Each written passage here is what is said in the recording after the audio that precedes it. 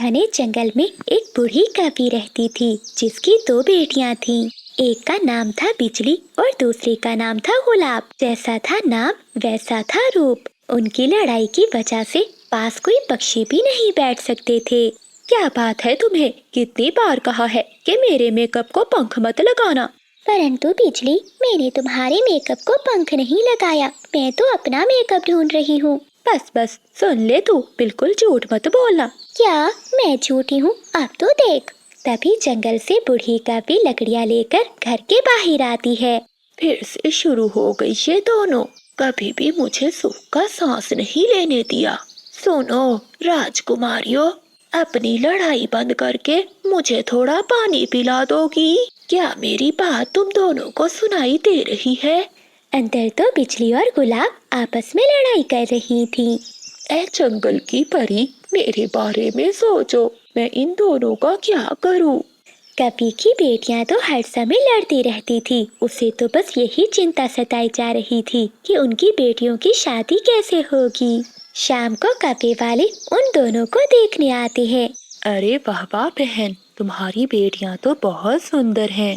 लेकिन बहन, हमें 2-2 सोने के हार चाहिए। क्या बहन जी, 2-2 सोने के हार? मैं सोने के हार भला कहाँ से लाऊंगी? मैं तो जंगल से लकड़ियाँ चुन कर लाती हूँ, वही बेचकर घर का गुजारा करती हूँ। फिर भला कहाँ से लाऊंगी मैं सोने के हार? हाँ बहन जी, समझ गई मैं, हम भी मजबूर हैं, क्या करें। चलिए जी चले। ये कहते हुए कवि वाले वहाँ से चले जाते हैं। ए जंगल की परी, हमें सुंदर तो बना दिया, लेकिन अमीर बनाना भूल गई क्या?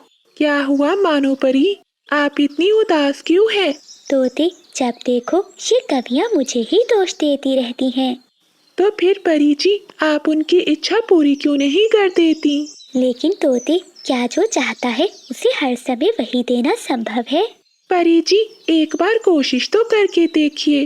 ठीक कहा तोते, अब 2 मिनट के लिए वो जो भी चाहेंगी उन्हें वही मिलेगा। तेरे नाम की तरह तुझ में भी कांटे हैं, भला कौन तुझसे शादी करेगा? तो तू भी अपने नाम की तरह तेज है, भला तुझसे कौन शादी करने वाला है? अच्छा, मैं चाहती हूँ तेरी शादी किसी अंधे से हो जाए।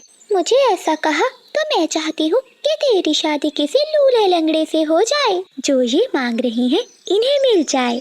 जंगल की परी का ऐसा कहते ही उनके घर के बाहर तो कवि आ जाते हैं। हम आ गए। अरे अरे, कौन हो तुम? मैं एक लंगड़ा हूँ, तुमने ही तो कहा था कि मुझसे शादी करनी है, और मैं अंधा हूँ, देख नहीं सकता, शादी करने आया हूँ। क्या दीदी, हमारी बातें तो सच हो गई। तो क्या छोटी, अब हमें इनसे शादी करनी पड़ेगी? नहीं, कभी भी नहीं। कभी भी नहीं। तभी उन दोनों की माँ बाहर आती है। मैं जानती थी, ये तुम हर समय जो एक दूसरे को शराब देती हो, एक दिन तुम दोनों को लगेगा जरूर। तुम्हें कितनी बार कहा है कि जंगल की परी सब सुनती है, लेकिन तुम दोनों भला कहाँ मेरी सुनती हो? माँ, अब क्या होगा? बेटी, ये जंगल की परी का आदेश है, अगर ऐसा ना होता तो ये दोनों यहाँ कैसे आते? अब तुम दोनों को इन कपों से शादी करनी ही होगी। ए जंगल की परी, कितना कुछ मांगा था, तब तो नहीं सुना। हाँ दीदी, सुना भी तो क्या। फिर उन दोनों बहनों की शादी उन कपों से हो जाती है। ऐसे ही कुछ दिन बीत जाते हैं। तो बादल जी, क्या सोचा आपने? घर का गुजारा कैसे होगा? मैं सोच रहा हूँ बिजली कि मैं फिर से टोकरियाँ बनाना शुरू कर दूँ, लेकिन सोच रहा हूँ कि उन्हें बेचने कैसे जाऊँगा। बादल, तुम चिंता क्यों करते हो? तुम बस टोकरियाँ बनाओ, उन्हें बेचने मैं जाऊंगी बाजार। ये तो बहुत अच्छा है, पता है मेरी बनाई हुई टोकरियों की बहुत तारीफें करते हैं जंगल में। दूसरी ओर गुलाबी अपने पति से कहती है, प्रेम जी, पी लीजिए चाय और मुझे बताइए कि क्या सोचा है आपने। मैंने सोच लिया है कि अब हम खेत में जाएंगे और अपनी फसल उगाएंगे। लेकिन प्रेम जी, हमें खेत कहाँ से मिलेगा? गुलाब, तुम चिंता नहीं करो, खेत है मेरे पिताजी का, बस तुम्हें मेरे साथ काम करवाना होगा।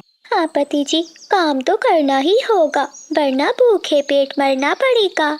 पता है बादल जी, सच में आप बहुत सुंदर टोकरियाँ बनाते हैं। मैं ये 5 टोकरियाँ लेकर बाजार जा रही हूँ। ऐसा कहते हुए बिजली का भी वो टोकरियाँ लेकर बाजार चली जाती है। दूसरी ओर गुलाब भी अपने पति के साथ खेतों में काम करवाती है। माँ, जरा आकर देखो, आपकी छोटी बेटी जो एक गिलास पानी भी उठकर नहीं पीती थी, आज वो कितना काम कर रही है। बताओ गुलाब, और कितना काम बाकी है? हाँ, बस थोड़ा सा ही। अच्छा मुझे बताइए प्रेम जी कि हम किसकी खेती करेंगे? मेरे पिताजी कहते थे कि कभी इस मिट्टी में सोना उगता था।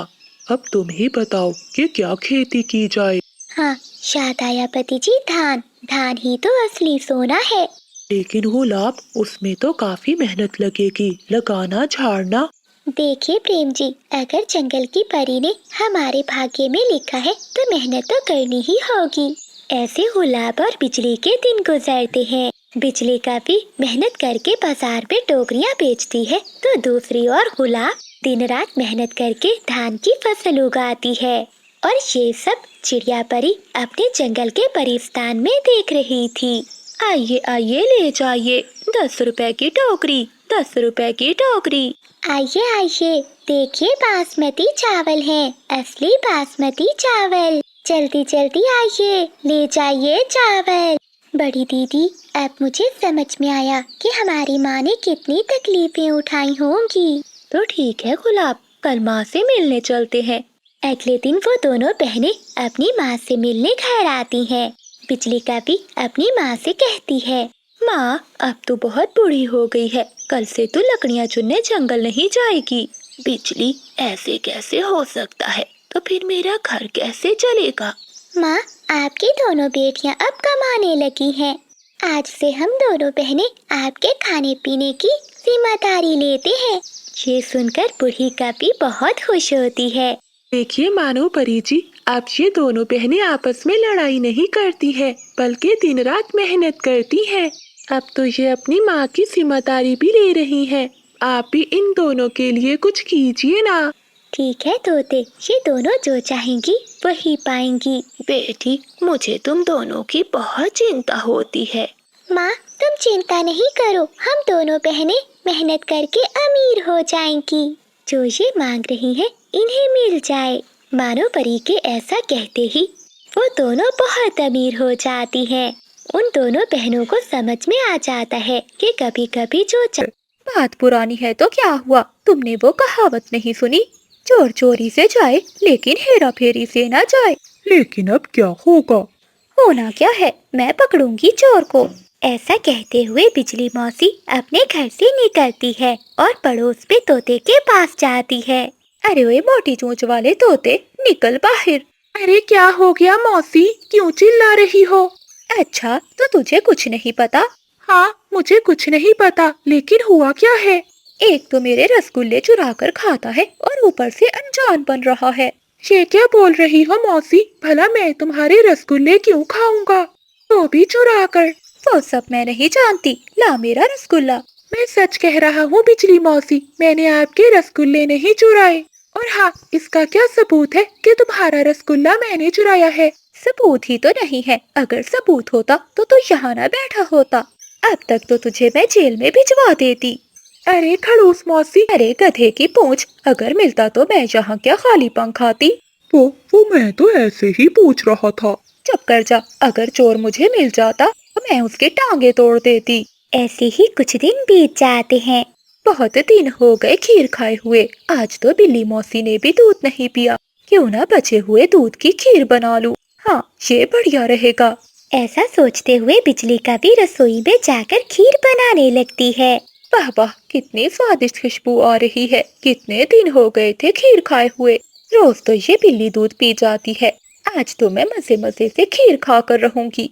बिजली मौसी अपनी रसोई में खीर बना रही थी, तभी बाहर से एक भिखारन चिड़िया गुजरती है। अरे वाह, कि उसके घर जाते हैं। मम्मा, आप आ गई, आज क्या लाई है खाने में? और आपके साथ ये सब कौन पक्षी हैं? छोटी चिड़िया की बातें सुनकर सभी पक्षी समझ जाते हैं कि मानो चिड़िया बहुत मजबूर है। माँ, क्या आज आप मेरे लिए खीर लाई हैं? हाँ बेटा, आज मैं तुम्हारे लिए खीर लाऊंगी। फिर बिजली मौसी मानो चिड़िया और उसकी बेटी को अपने घर ले जाती है और उसे खाने के लिए खीर देती है। मौसी, आपका बहुत बहुत धन्यवाद जो आपने मेरी बेटी को खीर खिलाई। चिड़िया, इतनी प्यारी बच्ची को भला कौन खीर नहीं खिलाएगा। अरे पक्षियों, मैंने मौसी का इतना अच्छा रूप कभी नहीं देखा। मैं तो मौसी को पत्थर दिल समझता था, लेकिन तुम तो स्वीट हार्ट निकली। सुन ले तोते, स्वीट हार्ट तब तक हूँ जब तक तेरी बातें बर्दाश्त कर रही हूँ।